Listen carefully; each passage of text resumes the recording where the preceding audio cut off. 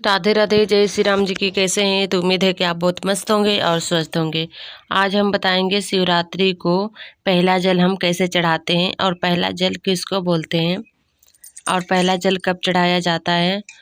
तो फ्रेंड, यहाँ पे हमने सारे सामान को रख लिए हैं, जो जो भी सामान इसमें लगा है, प्रसाद और बेलपत्र धतूरा, जितने भी प्रसाद हैं हमने रख लिए हैं।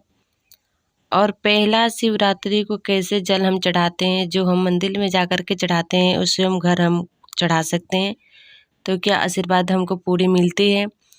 तब फ्रेंड, कंटिन्यू वीडियो पर बने रहिए और पूरे वीडियो को देखिए, तब समझ में आएगा कि कौन सा जल हम जो बता रहे हैं जो पहला जल बोला जाता है। तो फ्रेंड, ये छोटा मोटा उपाय नहीं है, अगर जो देखने में छोटा मोटा लग रहा है लेकिन फल बहुत बड़ा सा मिलने वाला है। तो अगर जी आप एक साल शिवरात्रि को पहला रात को अगर जी ये जल आप लगाती हैं, मतलब शंकर भगवान को चढ़ाती हैं पहला जल, तो आपको पूरे 12 महीने का फल आपको अवश्य मिलेगा। तो आपको ये जल कब चढ़ाना है? शिवरात्रि को एक दिन पहले, जो 12 बजे रात को आपको ये जल चढ़ाना है। 12 बजे रात को क्यों चढ़ाना है? आपको ये सोचना है कि सबसे पहले मेरा जल शिवलिंग पर चढ़ना चाहिए। अगर जो आपके मंदिर आपके घर के पास में हो या मंदिर में आप जा सकते हैं, तो आप उस टाइम का इंतज़ार कीजिएगा।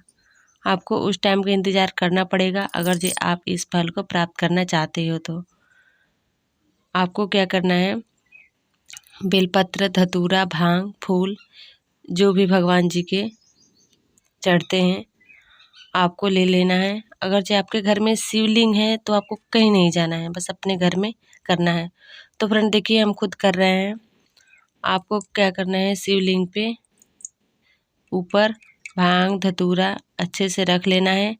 जो पानी हम लोटे से गिरा रहे हैं उसमें भी रखना है, और जो पानी लोटे से जब हम शिव जी का स्नान करा रहे हैं भोले बाबा को, वो भांग धतूर से टच होकर शिवलिंग पर गिरना चाहिए। बस यही आपको करना है, सादा पानी नहीं गिराना है। आपको वो जल एकदम भांग धतूर का होना चाहिए, और एकदम राइट 12 बजे के करीब आपको शिवलिंग को स्नान कराना है। अगर ये आप करते हैं तो आपके घर में बहुत सी हलचली रहती है, जैसे में दुख से परेशान रहते हैं, कभी भी खुशियाँ नहीं आती है घर में, हमेशा सुस्त रहते हैं, कर्जा से बहुत तनाव होता है।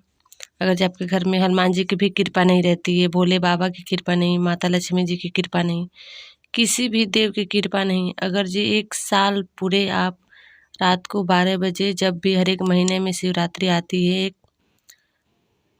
तो उस शिवरात्रि को दिन अगर जी आप कर सकते हैं तो ये उपाय ज़रूर कीजिएगा। अगर जी नहीं कर सकते हैं तो पूरे 12 साल में 12 शिवरात्रि आए एक एक, तो आपको कंटिन्यू लिख करके रखना है कि हमने एक शिवरात्रि की ये पूजा किए थे, तो अगली शिवरात्रि को हमको ये पूजा करना है। अगर जी 12 महीने कर सकते हैं तो और अच्छा है, क्योंकि एक साल में पूरा हो जाएगी। नहीं तो पूरे एक एक साल में करेंगे तो ज़्यादा लंबा सफ़र हो जाएगा। लेकिन आपको ये पूजा करना है। अगर जो बहुत परेशान है तो अपनी ज़िंदगी में किसी भी तरह से बहुत परेशान है, तो आप ये पूजा कंटिन्यू करते रहिए। और ये जो जल है हमने भोले बाबा को नहलाए हैं शिवलिंग को, वो जल प्लांट में आपको डाल देना है, और फिर वापस से दूसरा प्लेट लीजिएगा और उसमें शिवलिंग को अच्छे से रख लीजिएगा। और शिवलिंग को पूजा करने का नियम ये होता है, जब हम भांग धतूर चढ़ाते हैं तो बहुत से लोग होते हैं सर पे चढ़ा करके, मतलब ऊपर शिवलिंग के ऊपर चढ़ा करके छोड़ देते हैं। ऐसे हमको नहीं करना चाहिए। कभी भी भांग धतूर चढ़ाएं तो शिव जी को अच्छे से नीचे रख दें, भांग धतूरा बेलपत्तर फूल जो भी, उसके ऊपर से आप फिर से शिवलिंग को अच्छे से स्थापित कर बैठा दें, और उसके बाद से ऊपर से फूल चढ़ाएं। यूँ नहीं कि माथे पर दें। बताइए कि आप लोग, मतलब कोई भी है, हम हैं चाहे कोई भी है, अगर जी हमको कोई माथा पर रखेगा तो क्या हम खा लेंगे? नहीं। अच्छे से नीचे सजा करके उस पर शिवलिंग को पूजा करिए,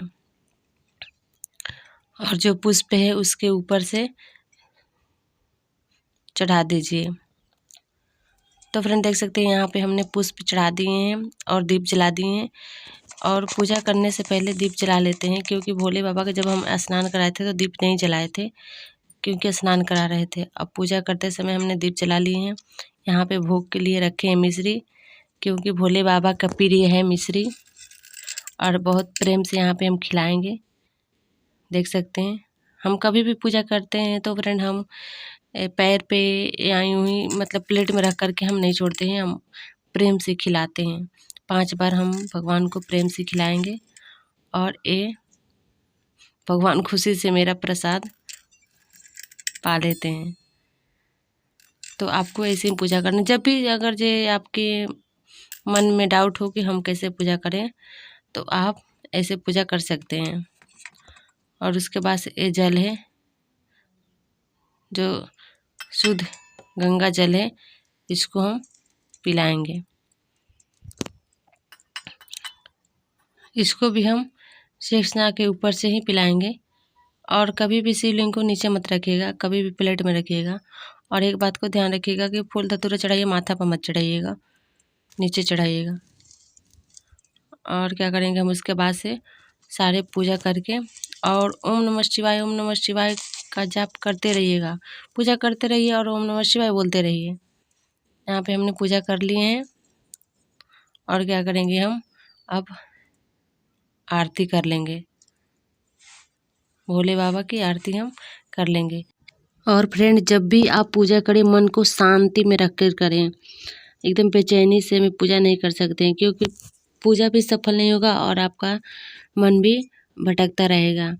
शांति में पूजा करते हैं तो बहुत अच्छा फल उसका मिलता है। और आप जब भी पूजा कीजिए, लक्ष्य लेकर के पूजा कीजिए। किसी भी देवी को मानिए, आप किसी भी देवी देवता को मानिए, आप विश्वास करके पूजा कीजिए। नहीं तो क्या होता है कि जब हम मान के चले कि 1 हफ्ते तक हम हनुमान जी की पूजा कर लिए, उसके बाद से क्या हुआ, बोलते हैं कि कुछ फ़ायदा नहीं होता है, छोड़ो अब हम शंकर भगवान की पूजा करते हैं। यूँ ना कि मतलब हम देवी देवता बदलते रहते हैं। तो फ्रेंड, जब तक आपकी हनुमान जी की कृपा बनती रहती है तब तक आप चेंज कर देते हैं। तो ऐसा आप मत कीजिएगा, नहीं तो किसी भी देवी देवता को आपके आशीर्वाद नहीं मिलेगा, और आपके मन में, घर में मतलब बेचैनी सी होती रहेगी, नेगेटिव ऊर्जा आती रहेगी। आप कंटिन्यू पूजा कीजिए, किसी भी देवी देवता को कंटिन्यू कीजिए, बस एक लक्ष्य लेकर के जिसको मानते हैं उसी को पूजा करते रहिए। एक दिन ना एक दिन आपको वो मिलना ही मिलना है जो आप चाहते हैं। जो आप रास्ता ढूंढ रहे हैं वो आपके पैरों तल से गुजरेगा। आप विश्वास करके कीजिए। और ये जो हम पूजा बताए हैं तो आप ज़रूर कीजिए। अगर जो हमारे चैनल पर नए हैं तो प्लीज़ चैनल सब्सक्राइब कर लीजिए।